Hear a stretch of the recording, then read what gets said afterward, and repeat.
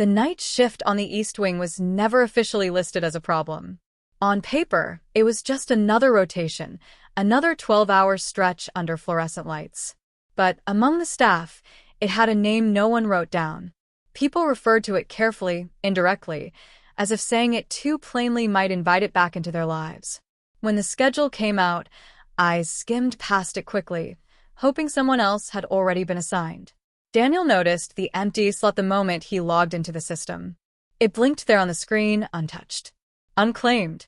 Like a chair no one wanted to sit in. He told himself he could ignore it. Probation didn't require volunteering. It only required staying out of trouble. But Daniel had learned quickly that trouble wasn't always loud. Sometimes it came quietly, in the form of a note added to a file, or a name remembered for the wrong reason. He stared at the shift longer than he meant to, feeling the weight of what refusing might communicate. By the time he clicked accept, his stomach had already tightened. The hospital changed at night. During the day, it buzzed with purpose. Orderlies moving fast, doctors arguing politely, families filling hallways with worry and hope. At night, the building felt hollowed out. Sounds echoed too long. Footsteps carried farther than they should. Every beep from a monitor felt louder, sharper, more personal. The East Wing sat at the edge of the hospital, slightly older than the rest, slightly less maintained. The lighting was dimmer there, not broken, just tired. Daniel signed in just before midnight and felt an immediate, uncomfortable awareness settle over him. This wasn't a place where things happened. This was a place where things were managed. The nurse on duty, Linda, greeted him with a look that said more than her words ever could. "Busy night," she said, though the halls were nearly empty. Daniel nodded. He had already learned that questions invited answers you might not want. The first patient arrived just after 1 in the morning. A construction worker, mid-40s, coughing into a blood-spotted cloth. No insurance. No ID beyond a crumpled card with a name written in pen. The intake notes were brief, careful. Stable for now. Daniel examined him and felt unease bloom under his ribs. This wasn't nothing. It wasn't urgent enough to scream, but it was close enough to whisper. He ordered tests. They moved slowly. The second patient was brought in by police. Young. Bruised. Quiet in a way that suggested exhaustion more than calm. Daniel noticed how the officers stood too close, how the restraint stayed on longer than necessary. The chart was thin. The assumptions were thick. Somewhere between patients, Linda leaned toward him and spoke softly, as if the walls themselves were listening. "Tonight's about holding," she said. "Holding what?" Daniel asked. She didn't answer. She didn't have to.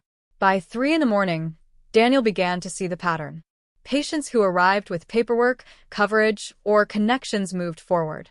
Patients without those things stalled, suspended in a careful limbo that looked like care from a distance. No one said they didn't matter. They simply weren't prioritized. At 3:11 a.m., a man collapsed near intake. He didn't scream. He didn't thrash. He just folded, as if gravity had suddenly remembered him. Someone shouted for help. Daniel was there within seconds, kneeling on cold tile, fingers slick with blood that didn't belong on the outside of a body. The man was bleeding internally. Badly. "No insurance," Linda said quietly, scanning the file that barely existed. "No next of kin listed." Daniel's eyes flicked to the monitor. The numbers were wrong. Not catastrophic yet, but heading there fast. "He needs ICU," Daniel said. Linda hesitated. There it was.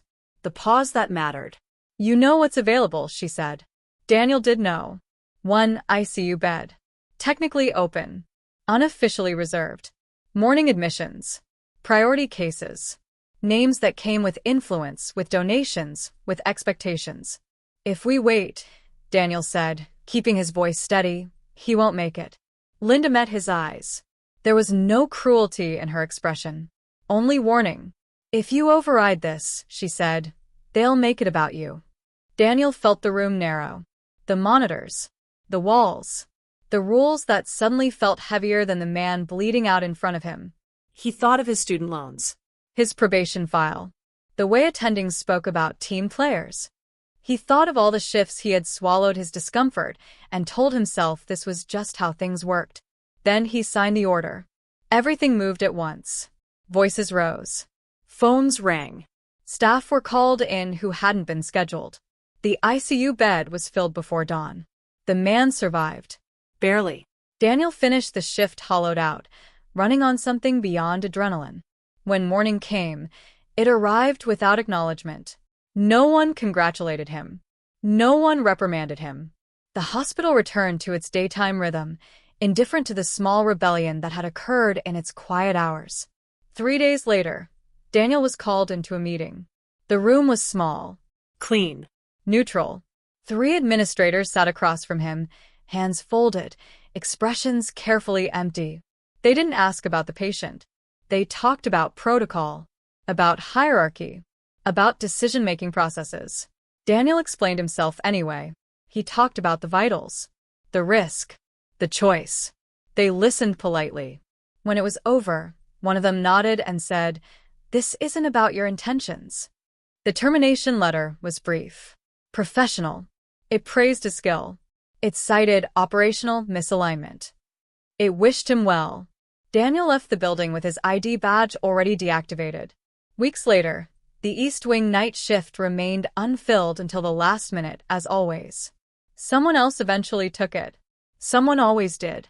The man Daniel saved lived with permanent damage. No lawsuit was filed. No apology issued. The hospital released a statement about efficiency improvements and community commitment. A new donor wing opened that summer. A plaque gleamed under soft lighting. Names etched in metal. The ICU bed remained reserved. And the shift no one wanted kept doing exactly what it had always done, quietly deciding who mattered and who didn't long after the lights went down.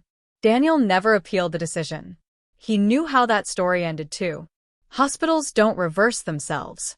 Systems don't apologize. They wait for people to disappear quietly and call it resolution. Somewhere right now, another night shift is starting. Another doctor is scanning a schedule.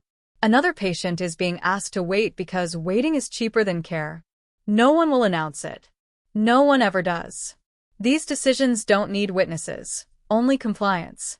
If this story unsettled you, it's because it wasn't designed to shock. It was designed to feel familiar. And familiarity is how injustice survives.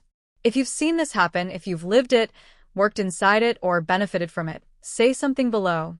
These stories matter because they're real, and silence is what lets them repeat. Subscribe to Quiet Consequences if you want stories about the choices that don't make headlines but still change lives. The ones that happen behind closed doors. The ones that punish the people who speak up. Because the next shift has already started.